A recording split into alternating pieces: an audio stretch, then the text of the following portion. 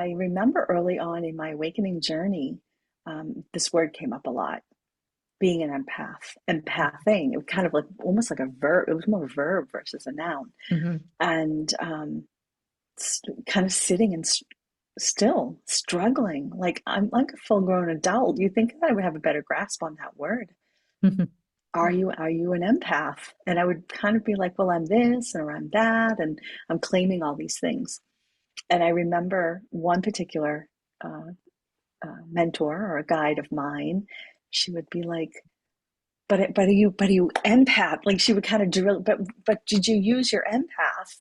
I'm like, I don't, and almost kind of like, I don't know what you mean. Like I would kind of break down about it, and I would go out in the world and be like exploring myself a little bit, testing Hmm. myself in the waters. And I remember this beautiful story of just helping somebody in the grocery store line. Like I was like, oh my God, this young woman is not leaving with the little Gerber cereal puff treats were being put aside.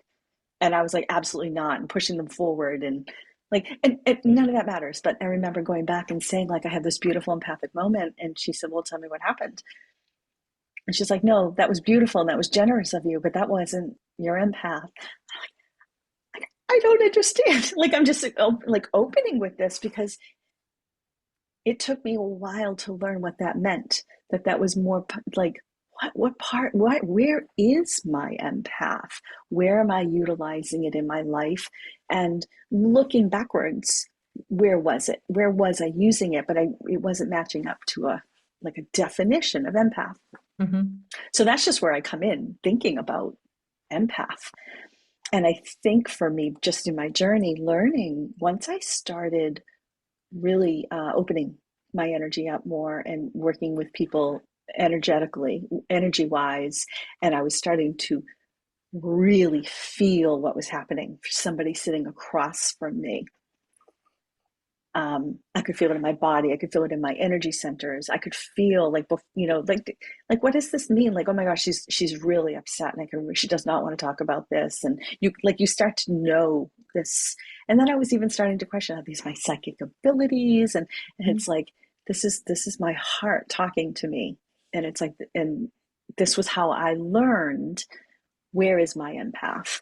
Um, Once I had a grasp a little bit on better on what that was, it wasn't really just about having empathy for a person. It was really, I'm feeling it and I'm Hmm. sensing it and I'm picking this up. And what do I do with it? What do I do with that sensory information? Um, Let me turn it back to you. Talk a little bit about how you kind of were exploring your empath. Well, I think with the work that I've been doing over the past almost 20 years. It's hard. I can't believe I'm saying that, but Longer. yeah, working as a massage therapist for so many years, and working that closely with somebody, I would pick up on a lot of stuff, and I would, not knowing not knowing the term empath from an early point on in my career, in that career anyways, was, some days I'd come home and I would just feel like sick, like really Mm, physically sick, and so drained and exhausted. And, um, come to find out later that I was taking on, like a sponge, like taking on other people's emotions and feelings of, what they were releasing out of their body was going into me. yeah. And I didn't, didn't know how to protect myself, or what to do with that. And so I just knew for me that I was becoming more sensitive than I had been before, more sensitive to different foods, more sensitive to lighting, more sensitive to being around, um, uh, crowds, or Loud. loud noises, even noises that don't seem loud to other people, or smells. I was getting very sensitive to certain smells. Um, and I don't exactly remember when I heard the term empath, but I do remember when I did hear it, it was like, oh my gosh, that's me. That's me. I like being alone. I like spending time in Yeah. nature. I feel more at home in nature than I do around, being in a crowd of people. I'd rather be in a crowd of trees.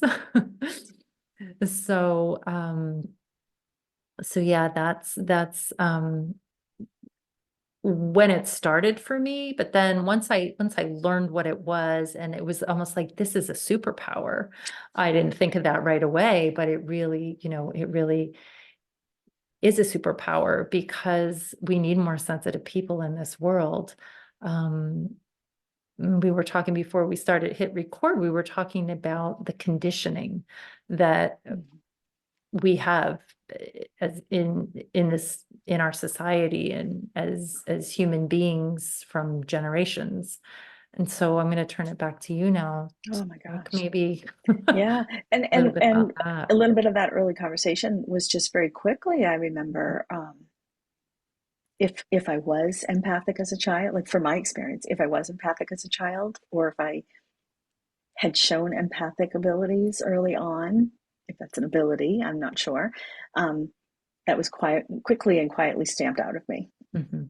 Like, it was just not something like no, no, no, just do what you're supposed to do. And this was the late 60s, early 70s, and we just that's what we did. We just kind of got in line, and nobody was paying attention. And famous quote from the 80s is the news stations, it's 10 o'clock, do you know where your children are? Like, that's how it was, right? It was very different. And I know that it's funny. So I spent my years as a choice to stay home and raising. I stayed home and raised my family for a good 20 years, and I was always clued in. Like, as soon as the kids got in that car, I felt it. Like, oh boy, this is going to be this or that, and I'm just like, it was always there. It was always a Mhm. knowing, but I never had a label for it. And also recognizing what was I doing with that energy, right? When I Mhm. was received, because now it was passed on to me. Everyone was feeling a lot better all around me, but now I was holding it. Um, so there was a lot of like, it's almost like how do I want to say that? It's almost like there was a maturing, or like a growing up that I had to do with that new ability of understanding, like, I'm really feeling this, and how am I going to manage this and not pass it back, or um, how am I going to, if I can't get out to the woods because it gets to be winter up here, or like, where was I turning that into? Um, how was I getting away? How was I getting away from small children after taking on so much? Just how was I managing it? I had no outlet for that, and um, yeah, it's not always easy, especially not understanding what my role was. Mhm. That was what moms did. That's what we did. We took it on, we handled it, and we charged through, and we made everything better. And then I stepped a little bit more into my awakening with my and then stepping into more of a my role as like an intuitive and energy healer, like stepping more and more into it. And that was when I really learned um, to even just say back to a person like that is you are empathic, Mhm. and starting to see it in another person, and helping them work through that. That was a progression for me. This was a lifelong lesson for me to move through. Um, yeah. Where would you take the conversation? Where would you keep going with this? Well, I think going back to, kind of being that energetic sponge, taking on other people's energy can sound pretty scary, right? Probably Sticky, to yeah. some people, and like, ew, like that's, yeah. And, we are all energy, made of energy, and we have this energetic field around us. It's about 3 to 4 feet, like a big egg shape around us. And if our auric field, if we have, you know, any holes in our auric field, it's easier for these other energies of other people to get in. And so the question might be, well, how do you know if you have holes in your energetic field Good if you point. can't even see it, right? And that's probably a whole other conversation Yes, to yes. have. But really setting, because I was working so closely with people, and my psychic abilities, clairsenses, were coming online stronger. And I was taking energy healing classes. I did learn to how to protect myself, setting that intention, and um, placing like an energetic shield around me. And really, the more inner work that I did on clearing out what wasn't serving me um, energetically, the more the stronger, I think, the stronger I was getting energetically in my field, but also like my immune system was getting better. I wasn't Hmm. getting sick all the time anymore. I was wanting to eat better. It was just this intuitive guidance that I was listening to put better, better quality foods in my body, to drink more water, to drink, less caffeine, and, omit the alcohol, and all these things over time. It took time to weed out um, all of that. But what did I want to, where was I going to go? I think maybe if some of you listening to this, perhaps you may not necessarily be empathic or have empathic, all the empathic qualities, but you may recognize them in other family members, and perhaps Hmm. even, your children, noticing that maybe your children are very sensitive to loud noises or stimulation or Hmm. crowds or uh what else? Yeah. I mean, just a day, just again, like having them, I'll use the word because it was the time, sliding the door to the minivan open after them being in school, right? And they come mm, in and mhm. it would be a lot. Like they were holding all of Holding. that and it would Yeah. show in different ways. Different Hmm. kids would show different ways, different needs. And sometimes even as small children, and that's what I remember teaching them with no education of what needed to be done. It was like whether they fell down and scraped their knee or had an altercation with another child, it was like, breathe with me. And we would touch our nose and Mm. we would count to 10. We're going to count to 10 and breathe and get back into ourselves. And usually like the crying and, these beautiful, young, sensitive, open little precious, right? Like So precious. energy balls of energy with Yeah. curly hair. And, you know, um, I think my kids taught me a lot about there's that mirror effect. They taught Mhm. me a lot of my empath. Um, and I wasn't working outside. And when I was working outside, I was over in the school system. I was over working in the classroom, helping out. And even that would be too much energy for me. Like I would leave and be like, oh my God.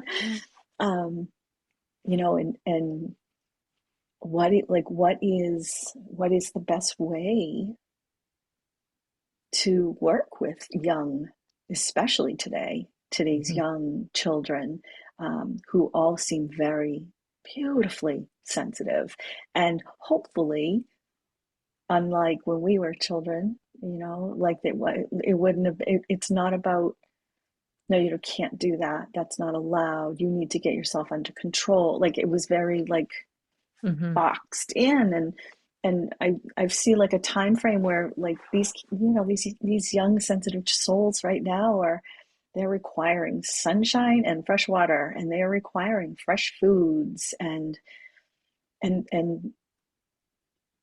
um a certain level in the home that brings them peace. And if they're not receiving that, like, are they acting out Yeah. or are they acting up? And like what's the best approach? And I think that it's just an invitation to look at all the children in our lives children, grandchildren, nieces, neighbors, anybody, just to Yeah. be able to look at them and be um, and it's very, it's just to be wow, they're really just overloaded right now, right? And it's so much old as an older person and not being the mother who's like Yes. drowning. Like they really just need somebody to just let's de-escalate. You're okay, I'm okay, and get into that heart connection and the breathing with them. Um, I think they respond so much better Mm. these days. Yeah. And I feel like we were kind of, again, we talked a little bit about being pioneers, right? Like there was, we don't do that, or in our age group, there was a lot of very early crunchy granola was a word that was used, Mhm. um, without going too far, like outside of the standard of what was required. Um, and when you're experiencing your empath and you're surrounded by young children, I think that they are teaching us at Absolutely. such a high level. Yes. And like, where am I in this? What is required in this? Am I required to stand on what society says, or am I going to do what's needed? I can remember being criticized for using organic foods in the early 2000s, criticized for using organic fruits and vegetables, um, by my societal friends. Hmm.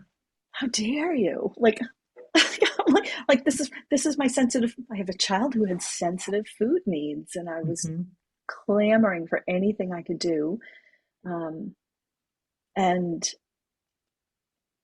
it's not always easy, is the point. There's trial and Yeah. error, and I was a person in there, and I was a mother. I'm a person. I have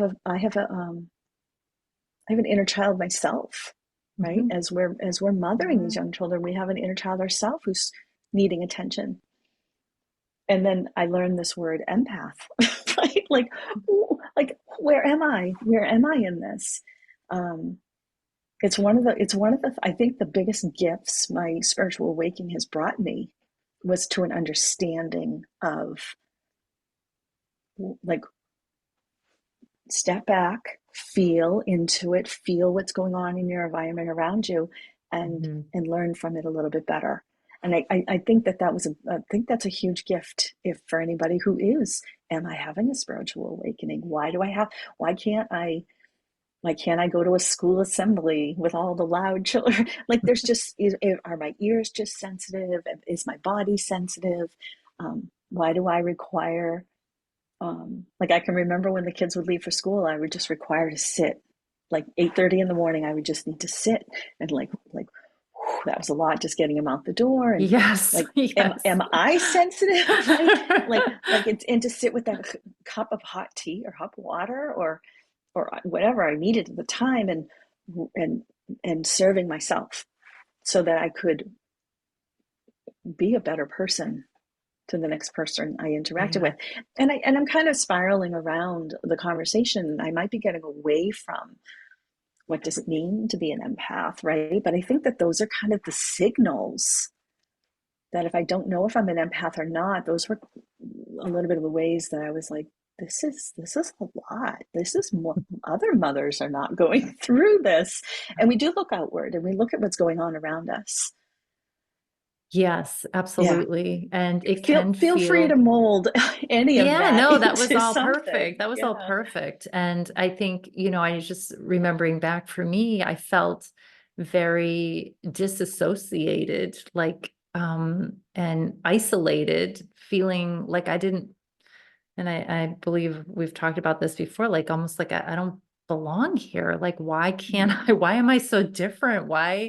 Why am I so uncomfortable going out to do like the everyday things that we're supposed to do, go to grocery stores and the school assemblies and all that. And so feeling, either because there was a period of time when I just really self-isolated almost, unless I was working, which that was my safe haven, to go to work and be in this little cocoon of a room, and being able to you know meet with people one-on-one and have them just have these beautiful conversations and have them feel better after working with their energy. Like that was like we would get each other, right? It was like you didn't have to talk about the news. You didn't have to talk about um what was going on outside that room. It was just you were just there with working with the breath and clearing out like the stress and the tension and all that, and listening to just calming music. So I loved going out and going to work.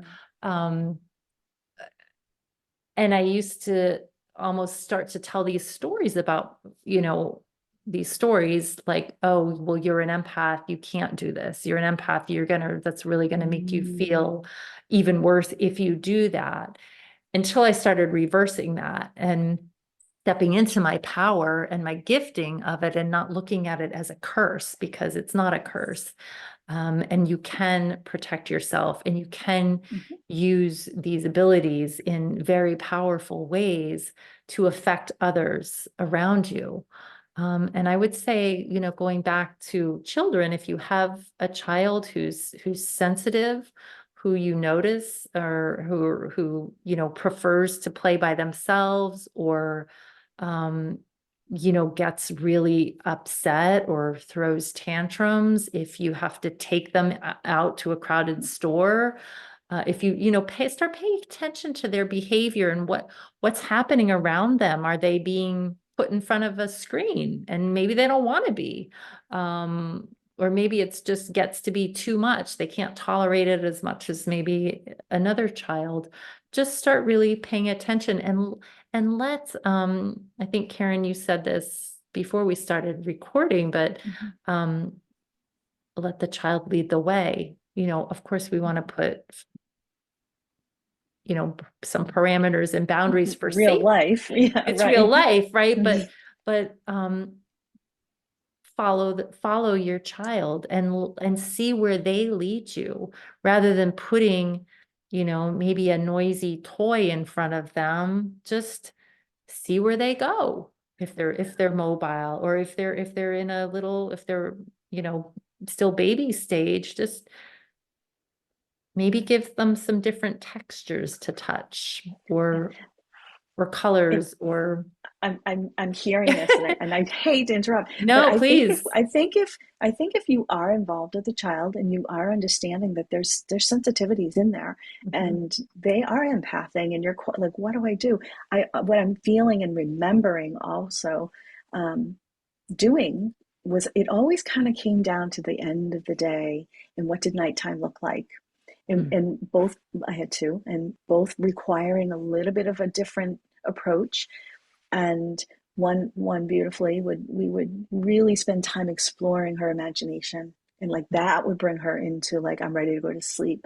And the other one wanted, whatever, they were different. Mhm. And but I think that if we can get quiet with them at the end of Get that quiet day, with them, and yes. understand what they've been through, and I understand you had a really tough time today when A, B, or C happened, and if they want to talk about it, they may just need to be held about it. Um, they may have suggestions for you, like, I don't want to go and do that again. Maybe we could just, Mhm. what are different ways we can do that for you next time so you don't have to do that again. Yeah. um, I always found that, like, right when they were ready to, like, they needed safe sleep. That's where Yes. I'm getting to. They Yes. needed that Yes. safe sleep. Yeah. I needed them to have safe sleep Mhm. so that I could have safe sleep. And there's just such a beautiful jewel at the end of the day, especially after a difficult, um, sensitive moments or things that may have come up. Um, just to really use your empath with them, Yeah. like, this is what I felt like you were going, does that sound right? Like, am I right? Is this, do you want to talk about that more? And Mhm. get them involved. um, just not to ignore that precious moment at the end of the day before they go off to Mm. sleep, because they hold so much in all day. And Yes, they're they so do. little, and they're Yeah. so smart, and they're so intuitive. And I think that we as children may not have been able to explore so much. And I personally felt like I didn't have that at the end of the night. Yeah. There's like letting them lead there, empowering. and I hear you, and next time I can do this for you.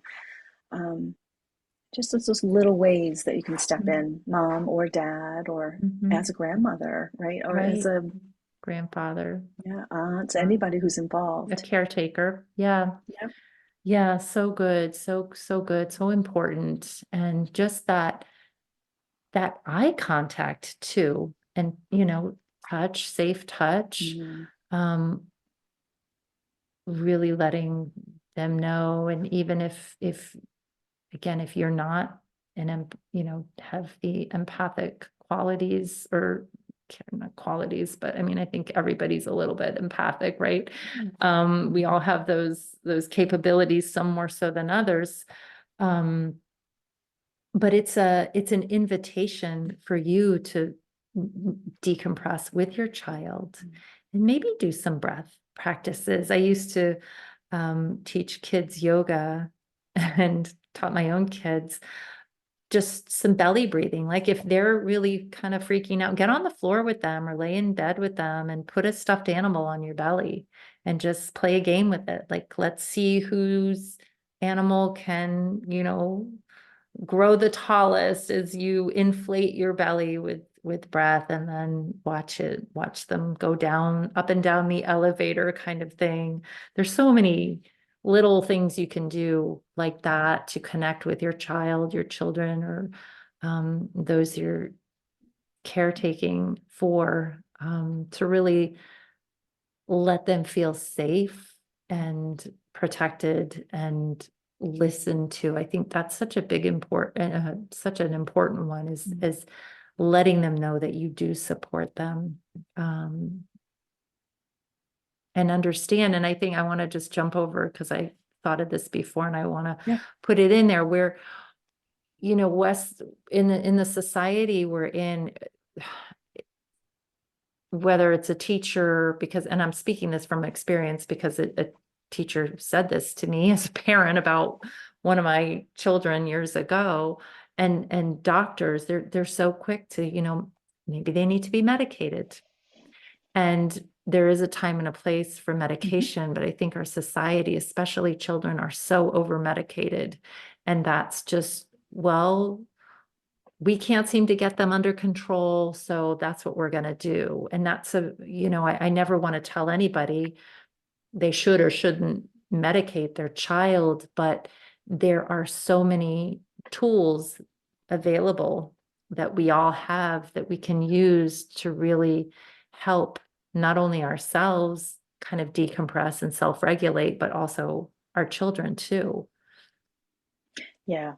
And I think that we're getting to a point where I think as a society, as a consciousness, right? Yeah. Are the containers that we're putting our children in during the day, no judgment, no judgment, are the containers that we're putting them in Mhm. serving them? Mhm. And at what point does the sensitive and empathic child outgrow?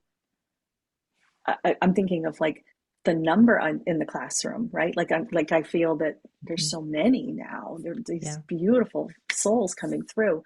Um, break that glass container, right? And Mhm. and we get to watch some of the changes come in. Like this old model is not working anymore.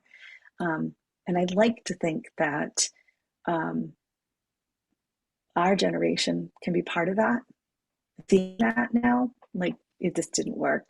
This didn't work back then, and it's Mhm. time to Time. step in as my favorite non-word elders, right?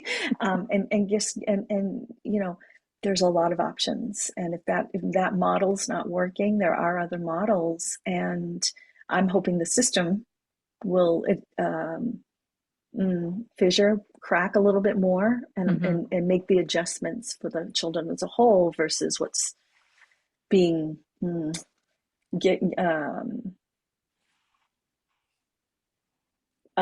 what am I trying to say? Like the square peg in the In round the round hole. the round Yeah. hole, right? Like forcing it anymore. Yes. And I'm so hopeful as a elder now.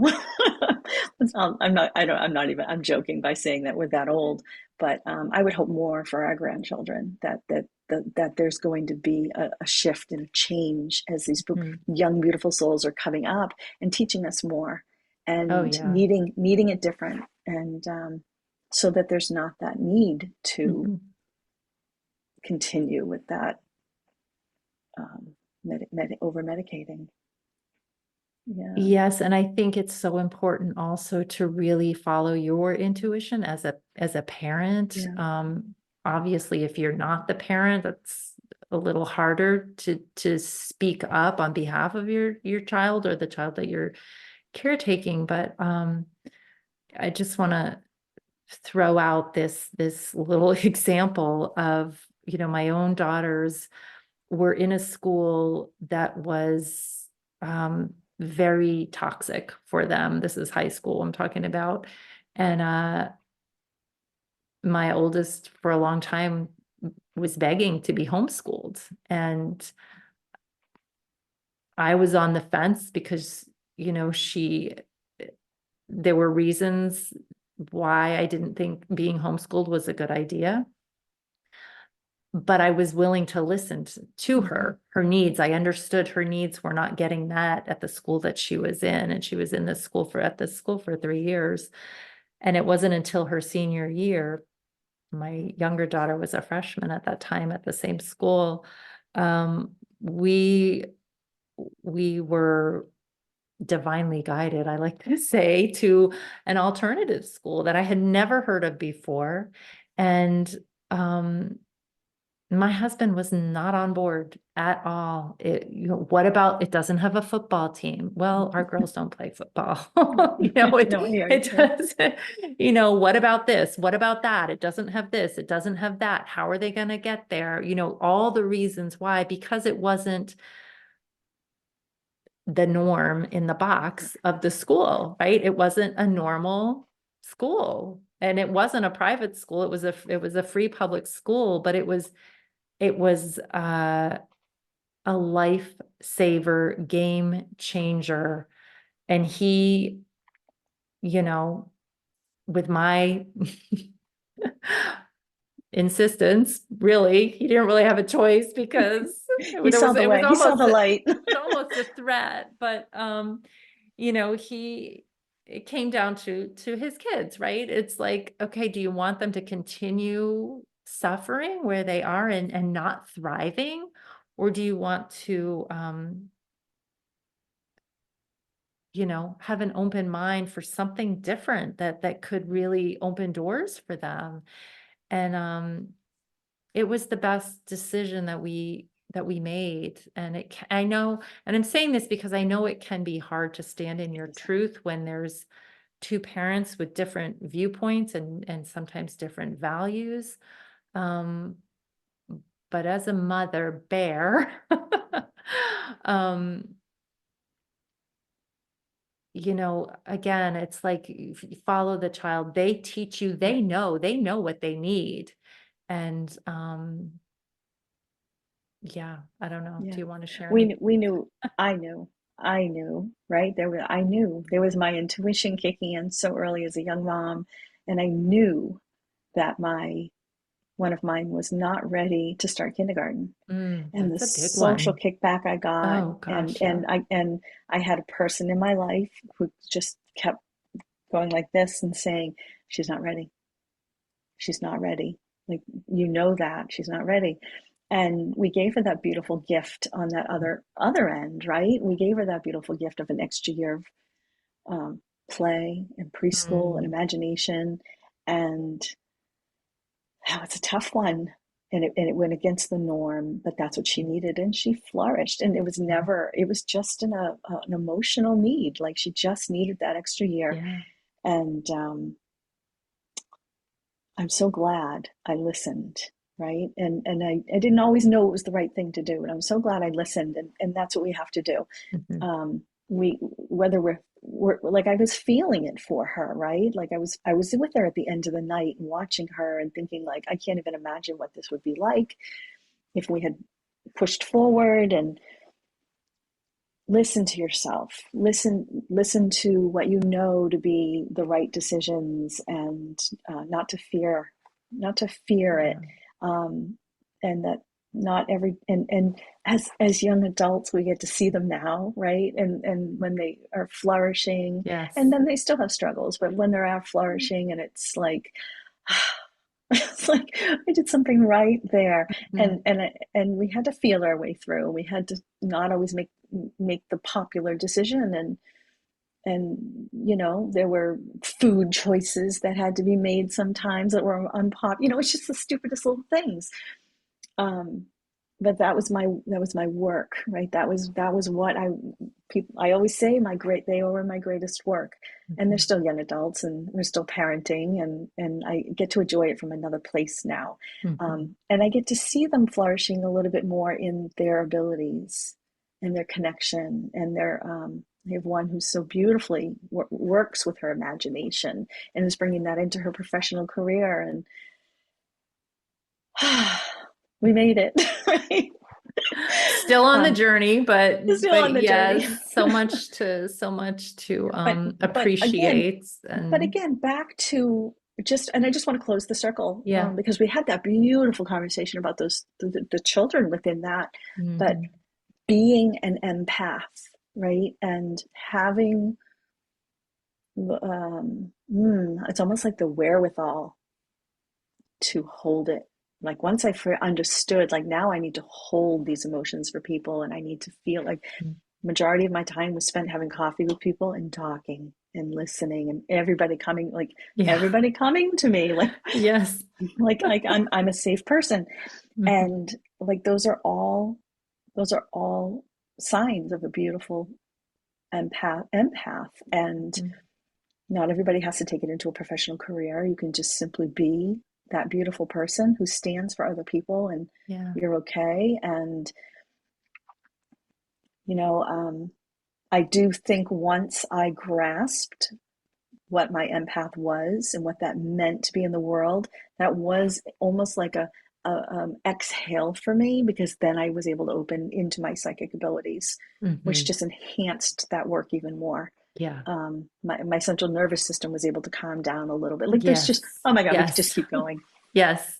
Yes. But not understanding it, it's my journey, and being in an understanding of what that meant now, took me a while.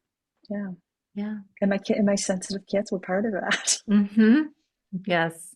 Yes. Um, well, great, beautiful Yeah. conversation. And thank you all for joining Thank us. you. If you have any comments or questions or other topic ideas, or if you want to hear more on this topic, please put something in the comments below. Like this video, share our channel. We are just really wanting to get uh, to build this community and to share, our experience as well as little tips and tricks and tools that you can use to help for you to feel better and help others to feel better. And Karen and I work separately as well as together. So if you feel called to have a mentorship or healing session with either or both of us, our information is in the descriptions below. But we, again, thank you for joining us and look forward to our next soulful conversation here at Soul Light Collective. Thank you, Karen. Thank you. We'll talk Forget to soon. like. There's my bubble. There it There you is. go. Bye-bye.